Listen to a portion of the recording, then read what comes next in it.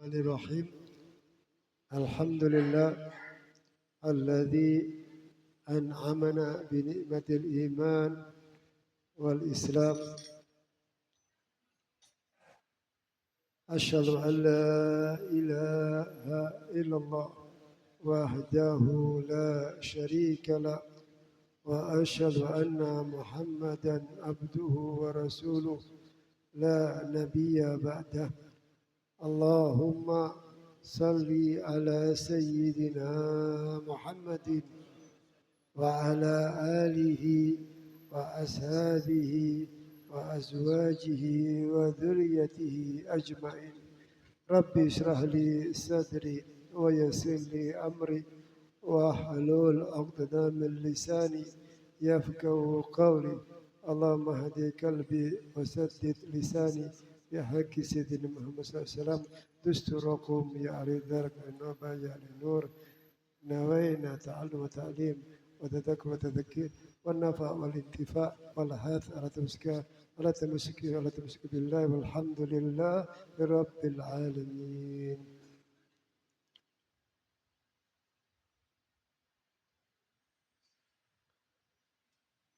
Qala muslim wa ta'ala anhu radhiyallahu ankum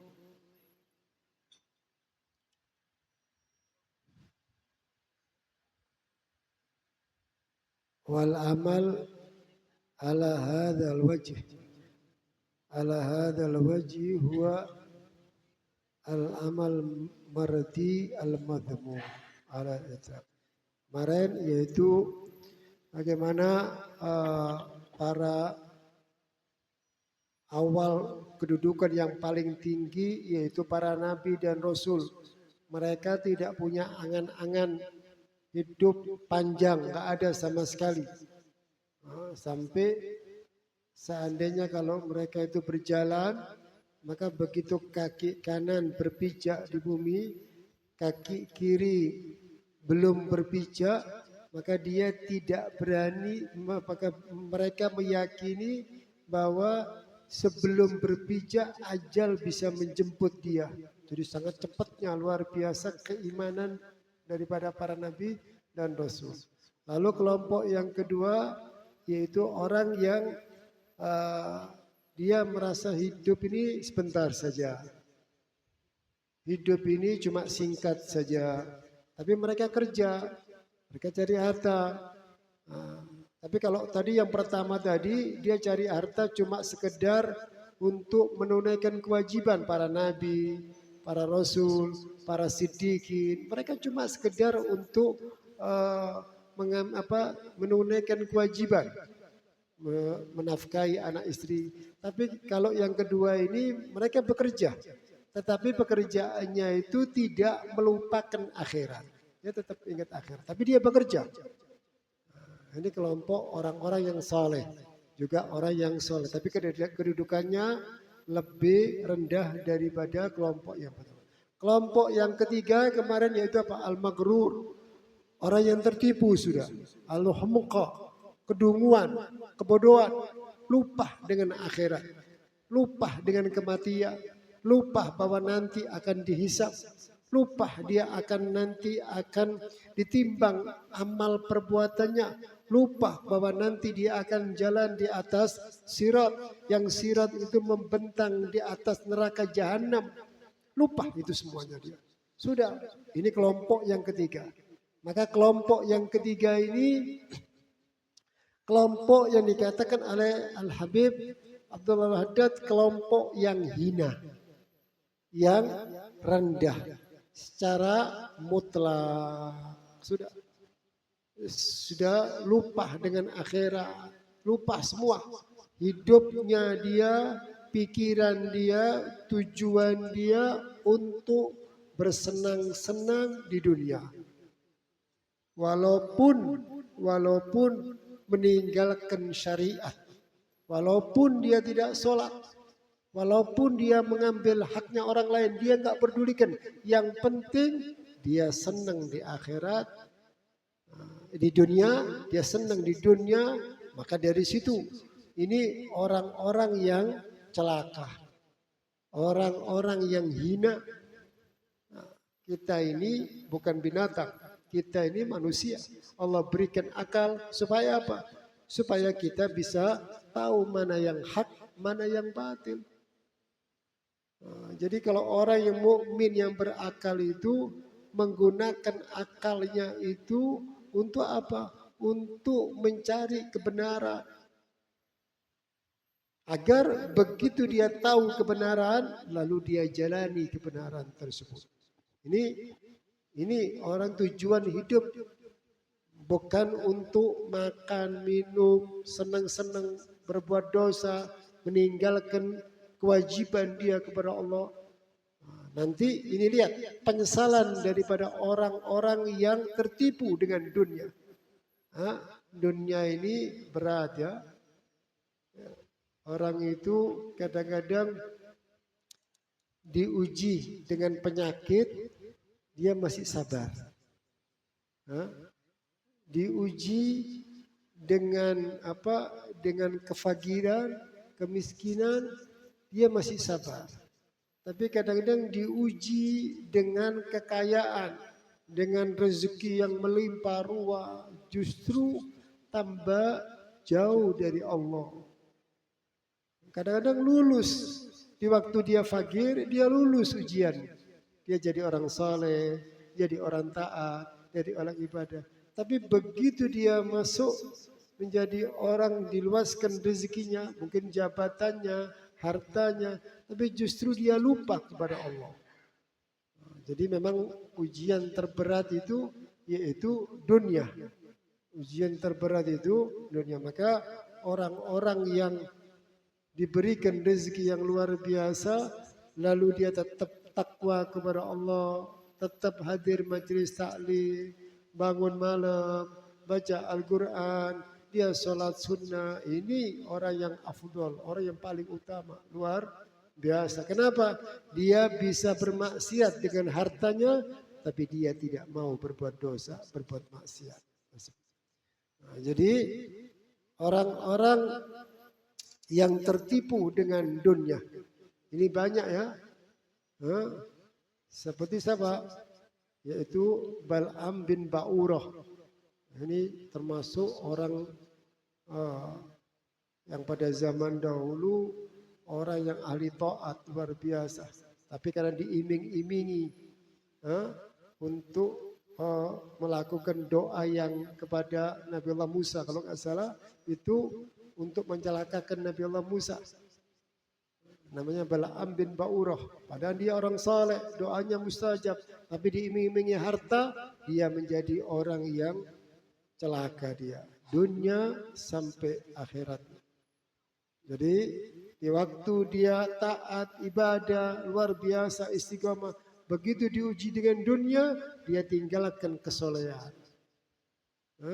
Maka orang-orang yang tertipu dengan dunia, orang-orang yang tertipu dengan dunia, ini orang-orang yang celaka. Wasahibuhu minal khasirin, orang yang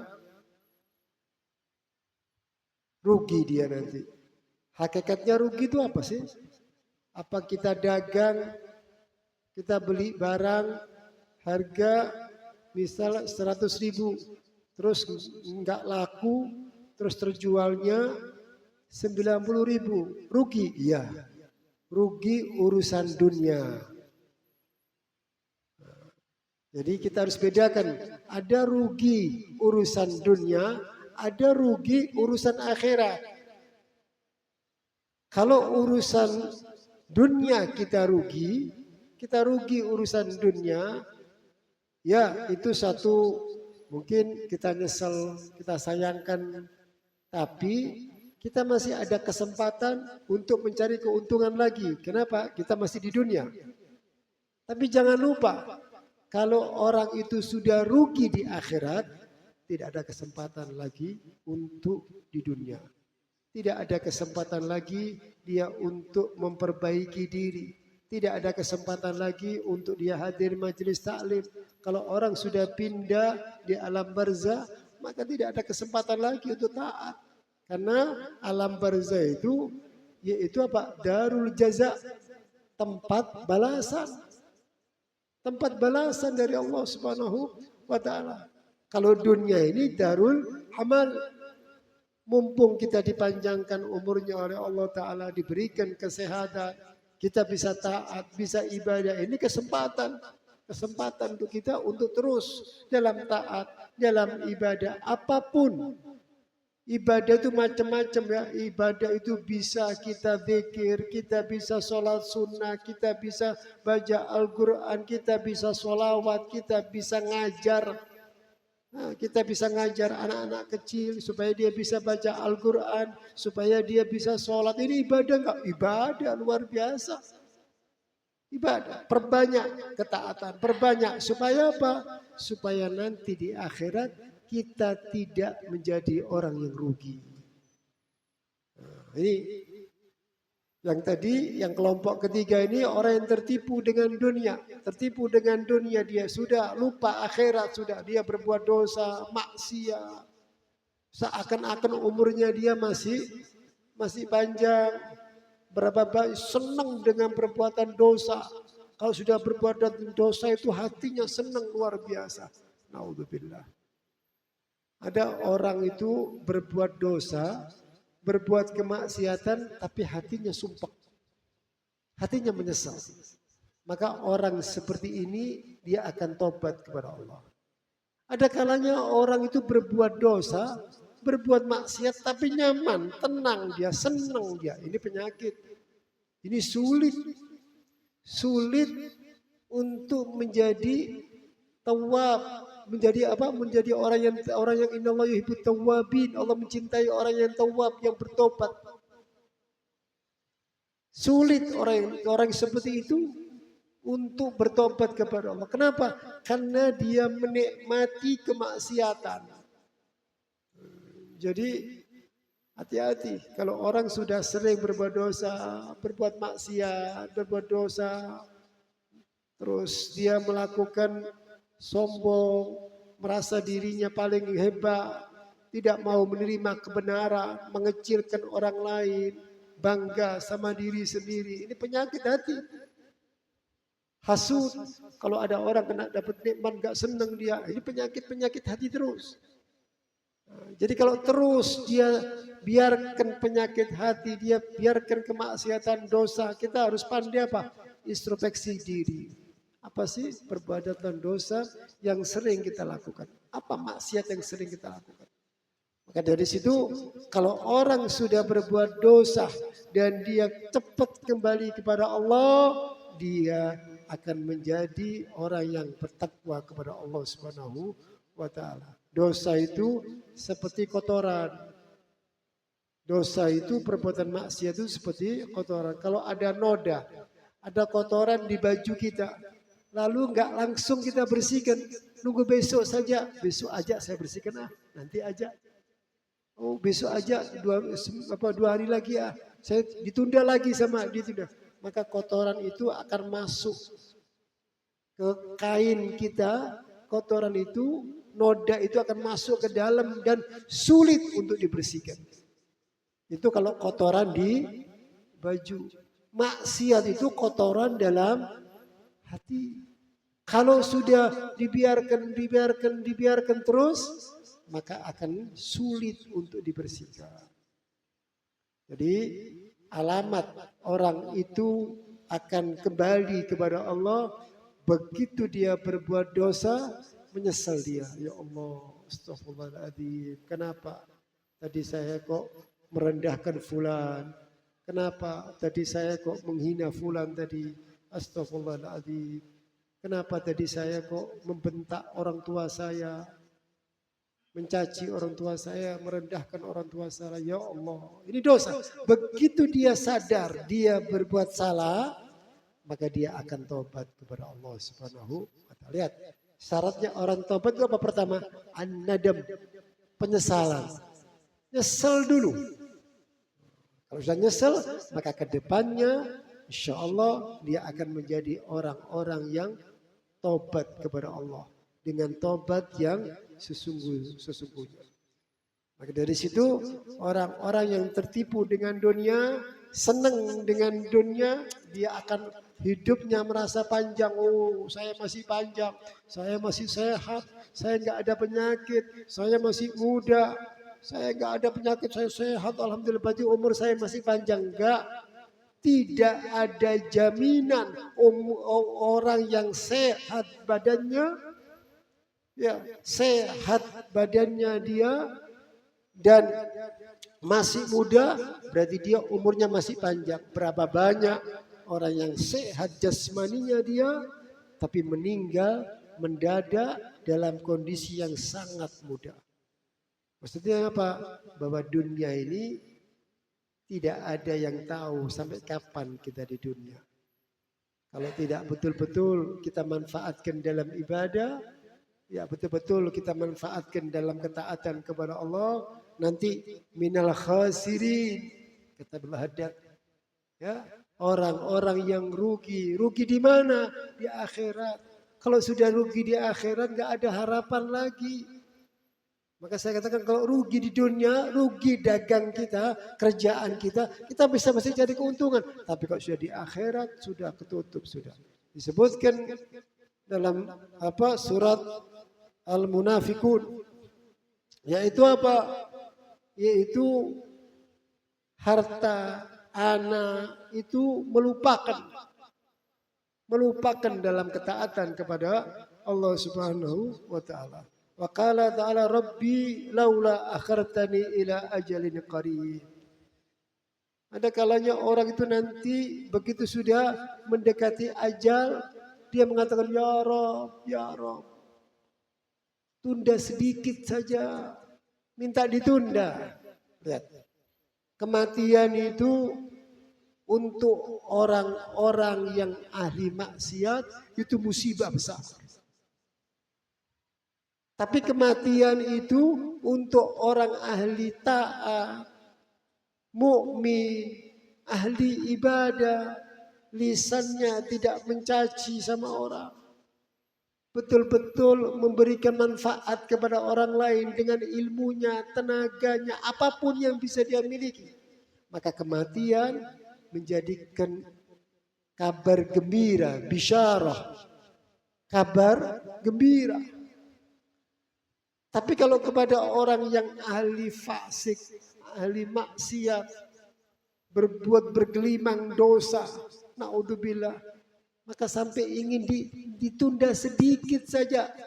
Kalau seandainya dia punya harta, terus dia ditakdirkan meninggal pada saat itu, terus disuruh beli waktu 1 menit saja, dengan semua hartanya dia akan beli umur 1 menit tadi dengan semua hartanya. Kenapa? Sangat berharganya waktu 1 menit atau 1 detik, yaitu hidup di dunia dalam ketaatan kepada Allah Subhanahu wa taala. Sampai Al-Habib Umar bin Hafid beliau mengatakan, kalau seandainya orang-orang yang sudah meninggal di alam kubur sekarang terus diberikan hidup sebentar saja, apa kira-kira yang mereka lakukan? Mereka akan hadir di majelis ilmu. Mereka tidak akan baca Quran. Mereka tidak akan sholat sunnah.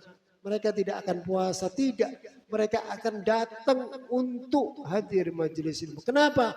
Tahu nilai pahalanya orang hadir majelis ilmu. Ini ibadah yang paling afdol. Jadi kalau sudah diberikan kesempatan untuk hidup orang-orang di ahli barzah, datangnya mereka disuruh milih, kamu mau melakukan amal apa, ibadah apa, mereka akan hadir. Kenapa? Akan hadir majelis ilmu. Kenapa? Karena mereka tahu betapa besar fadilahnya, keutamaannya orang hadir majelis ilmu. Nah, sekarang ini memang kalau kita bisa melihat ya, banyak orang-orang yang hadir sholawatan, hadirnya full, banyak, ribuan sholawatan. Ceramahnya paling 10 menit, 15 menit saja. Ceramahnya cuma 10 menit, 15 menit ilmunya. Tapi senangnya sholawatnya yang ditunggu. Bagus gak sholawat? Bagus. Tapi jangan lupa, ilmu ini ilmu ini sesuatu yang ilmu ini wajiban, wajib. Innama bu'ithtu mu'alliman, kata Rasulullah. Aku ini diutus untuk apa? Mengajar, menyampaikan ilmu. Lihat, makanya orang-orang yang hadir di majelis ilmu ini sangat sedikit. Kenapa? Orang pilihan. Mudah-mudahan kita ini orang pilihan. Allah pilih kita untuk menjadi orang-orang yang utama. Orang-orang yang afdal di dunia sampai di akhiratnya. Tapi dengan niat yang bagus. Hadir majelis ilmu, niatkan untuk dapat ilmu. Setelah dapat ilmu untuk mengamalkan ilmu. Bukan hadir majelis ilmu untuk makanan. Oh, ini makanannya enak ini. Apa ini? Wah, ini saya dapat makanan. Wah, ini enak. Saya sudah. Nah, ini niatnya salah. Niat akhirat. Niatnya mencari ridhonya Allah, mencari rahmatnya Allah. Kalau sudah niatnya akhirat, dunia mengikut. Ya, kalau kita sudah niatnya mencari ilmu, kalau di tempat itu dikasih makanan, ya sudah rezeki. Alhamdulillah. Tapi niatnya apa? Santapan rohani. Makanan rohani paling penting daripada makanan perut. Untuk perut kita. Tapi makanan rohani. Maka lihat orang-orang yang dalam kemaksiatan, dalam perbuatan dosa, minta kepada Allah supaya apa? Ya Allah, tunda sedikit saja kematian ini. Sedikit saja. Kita ini sekarang diberikan oleh Allah Ta'ala umur, waktu. Ini orang yang di akhirat teriak-teriak mereka. Orang yang ahli maksiat. Minta, ya Rabbi, laula akhirtani. Kalau dalam keadaan dia, coba diakhirkan ya Rabb. Seandainya diakhirkan. Minta untuk diakhirkan ajalnya. Kita sekarang dalam kondisi masih hidup. Kita bisa bernafas. Kita bisa hadir majelis ilmu ini. Kesempatan yang luar biasa dalam ketaatan. Jangan jenuh, jangan bosan dalam ibadah. Jangan bosan dalam ibadah, jangan malas dalam ibadah. Terus dalam ketaatan kepada Allah Subhanahu wa taala. Maka itu daripada orang-orang yang tertipu dengan dunia. Orang yang cinta kepada dunia, bisa orang fakir cinta kepada dunia.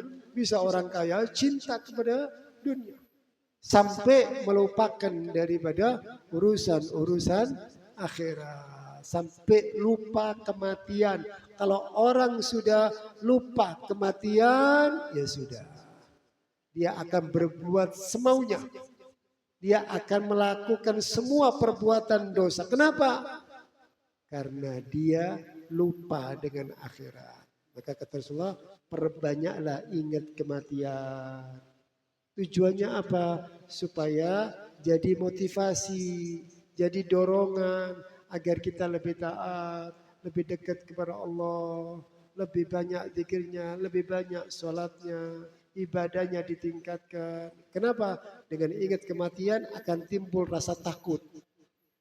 Akan timbul rasa takut. Dengan takut tadi, dia akan terus dekat kepada Allah Subhanahu wa ta'ala. Kemudian Allah berikan kita, yaitu selalu tobat kepada Allah Subhanahu wa ta'ala dari perbuatan dosa dan menyesal. Dan mudah-mudahan dicabut rasa cinta kita dalam urusan dunia. Dicabut, tapi cinta kita urusan daripada akhirat, ketaatan, ibadah kepada Allah Subhanahu wa taala. Amin ya rabbal alamin. Kemarin yaitu tentang sunnah ya. Ya, sunnah-sunnah umum daripada wudu.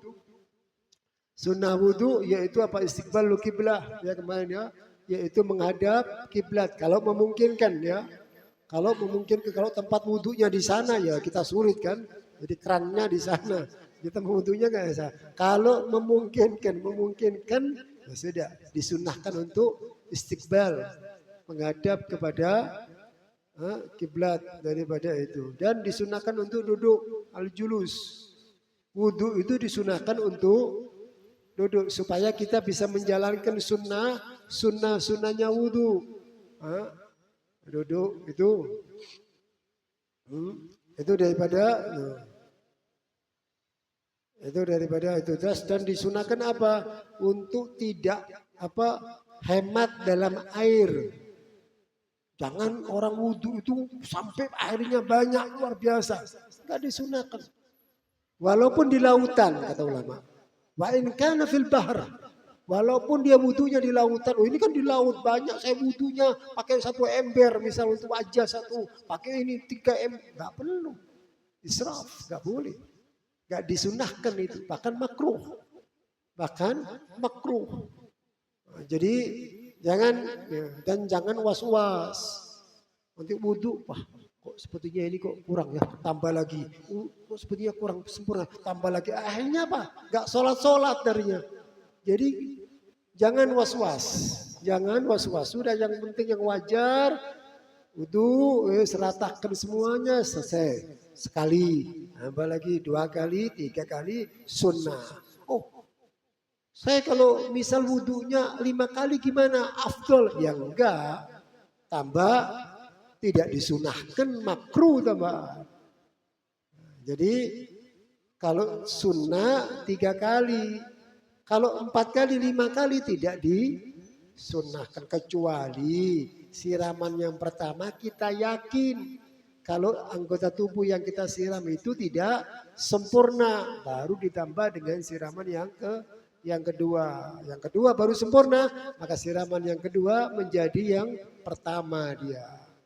Itu daripada sunnah. Dan juga jangan Allah yatakallam, jangan bicara.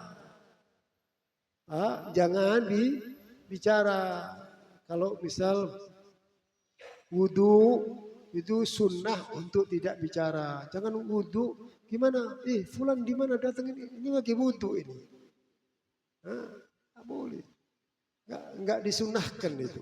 Kecuali ada sesuatu yang penting. Bisa ada anak mau jatuh, hati-hati jatuh tuh. Itu. Tapi kalau nggak ada sesuatu yang penting, sudah nggak boleh. Bahkan di kamar mandi itu nggak boleh bicara. Kecuali kalau sesuatu yang misal kita ngidupkan, kita lagi masak, kita mandi, ingat, ini belum dimatikan. Boleh kita ngomong sama istri kita, itu belum saya matikan. Jangan, wah ini enggak, sudah akhirnya kebakar nanti. Jangan, istri boleh, karena kondisi-kondisi yang darurat, kondisi-kondisi yang darurat. Jadi kalau wudhu jangan berbicara dan selalu itu al-mualah ya, terus menerus wudhunya ya. Daripada itu terus juga jangan karena dia misal dia seorang pejabat, langsung dia suruh ambil air, saya wudhu, ambilkan air, siram, makruh. Tapi dia pejabat, ini anak buah saya, enggak. Dalam masalah wudhu sendiri. Kecuali dalam kondisi sakit. Dalam kondisi sakit, ya enggak bisa, perlu bantuan orang untuk menyiram, itu beda. Tapi kalau enggak ada, wudhu sendiri. Itu daripada sunnah. Terus juga tarku at-tanshif illa li'udur. Yaitu meninggalkan mengeringkan, dikeringkan. Jadi habis wudhu, ambil anduk dibersihin sama dia. Makruh. Tinggalkan itu. Kadang-kadang kita kalau habis wudhu, saya ini semua basah, saya bersihkan saja langsung sama handuk. Makruh itu. Itu termasuk orang yang meninggalkan itu sunnah. Sunnah. Ini. Jadi tetesan-tetesan ini yaitu menghilangkan dosa tangan, dosa wajah, tetesan-tetesan ini. Jadi jangan dikecuali lil udur. Kalau dalam kondisi yang udur, misal badannya dia meriang, dingin dia. Kalau kena air tambah meriang saya. Kalau misal kalau air ini saya biarkan tambah kedinginan saya. Begitu wudhu langsung diusap sama dia. Boleh enggak? Boleh. Selesai wudhu diusap semua sama dia, dikeringkan. Kenapa?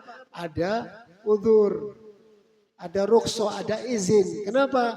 Karena dalam kondisi yang tidak sehat, tidak sehat. Itu daripada sunnah meninggalkan mengeringkan daripada itu. Dan sunnah meninggalkan melebih daripada 3 ya. Terus dianjurkan apa? Istishabun niyah ila akhil wudu. Sunnah mulai kita wudu itu, mulai kita menyiram. Kan niat itu kapan? Niat itu waktu berbarengan dengan menyiram wajah. Jadi begitu nawaitu taharah terus niat dalam hati. Niat ya, nawaitu lirafil hadithil asghar lillahi ta'ala. Niat itu kapan? Niatnya seperti itu. Dan dianjurkan mulai dia wudu sampai selesai terus diniatkan terus wudu terus. Sunnah. Mulai awal sampai akhir. Niat terus. Dan juga apa? Sunnah niat bahwa ini sunnah. Jadi kalau kita misal wudu, kita kan disunahkan pakai siwak. Niatkan bahwa ini sunnah wudu. Waktu dia menyiram tangan, kan disunahkan untuk menyiram telapak tangan. Niatkan bahwa ini sunnah. Jadi jangan tanpa niat. Jadi begitu kita nyiram pertama, ini kan wajib. Begitu kedua, niatkan ini sunnah. Ini ketiga, ini sunnah. Jadi apa-apa yang sunnah dibarengi dengan niat bahwa ini perbuatan sunnah. Supaya apa? Supaya mendapatkan nilai pahala daripada sunnah tersebut. Itu daripada itu diantara daripada sunnah wudu. Nanti dan disunahkan wudu itu kapan saja. Kapan saja wudu itu, yaitu diantaranya yaitu di waktu akan tidur itu dia sunahkan untuk wudu. Untuk kita lanjutkan insyaallah, yaitu malam Kamis malam Jumat ya di Masjid Al-Fatah ya. Masjid Al-Fatah. Insyaallah kita lanjutkan sunnah untuk kita berwudu itu untuk apa saja sih? Kapan saja kita sunnah wudu? Di antaranya saya buka sedikit, yaitu apa? Di waktu kita akan tidur. Disunahkan untuk wudu. Wallahu a'lam. Bismillahirrahmanirrahim. Alhamdulillahirabbil alamin. Allahumma ajir, Allahumma salli اللهم اشهد ان مغننا بالعلم وزينا بالحلم واقمنا بالتقوى وجملنا بالافهام وفهم النبيين واهد النبي سيدنا محمد صلى الله عليه وسلم. الفاتحه. اعوذ بالله من الشيطان الرجيم. بسم الله الرحمن الرحيم. الحمد لله رب العالمين مالك يوم الدين. اياك نعبد واياك نستعين اهدنا الصراط المستقيم صراط الذين انعمت عليهم غير المغضوب عليهم ولا الضالين. Nanti setelah itu masuk bab tentang syurutul wudu, ya, syarat sahnya wudu. Ada terus. Insyaallah pelan-pelan fikihnya. Kalau kita terlalu panjang fikih ini takut lupa, karena fikih ini perlu pemahaman. Terus kalau supaya tidak lupa dipraktekkan. Ilmu itu akan masuk dalam hati dan kuat ya dalam pikiran kita kalau apa? Dipraktekkan. Begitu dapat ilmu praktek, sunnah-sunnahnya wudu dipraktekkan. Lah, kalau sudah rutin seperti itu maka ilmunya kuat ya. Terus jangan buat kita saja, istri kita, anak kita, kasih ilmu yang dapat dari sini sampaikan. Saya kan bukan ustadz, saya kan bukan guru. Nggak harus nunggu jadi guru dulu. Kalau hal seperti ini kita pahami, kita mengerti, sampaikan. Allahu a'lam.